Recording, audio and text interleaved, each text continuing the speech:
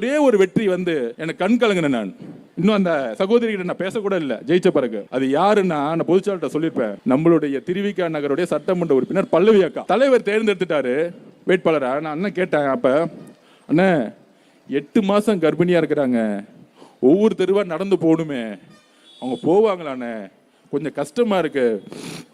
நான் அப்பயே சொன்னேன், அண்ணா ஏன்னா அந்த கஷ்டப்படுத்துறீங்க, வேணா ஜெயிச்ச முடிச்ச பிறகு நம்ம வந்து தலைவர்கிட்ட சொல்லி, நீங்க தலைவர்கிட்ட சொல்லி இன்னொரு போஸ்டிங் கூட கொடுத்துடலான்னு.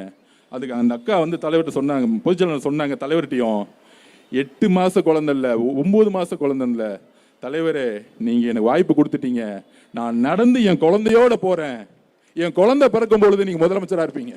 எவ்வளவு உணர்வுபூர்வமான இயக்கம், எவ்வளவு உணர்வுபூர்வமான இயக்கம். பெண்கள் தலைவர் மீதும் சரி கட்சி மீது எவ்வளவு உணர்வுபூர்வமாக அன்பாக நம்பிக்கையாக இருக்கக்கூடிய இயக்கம்.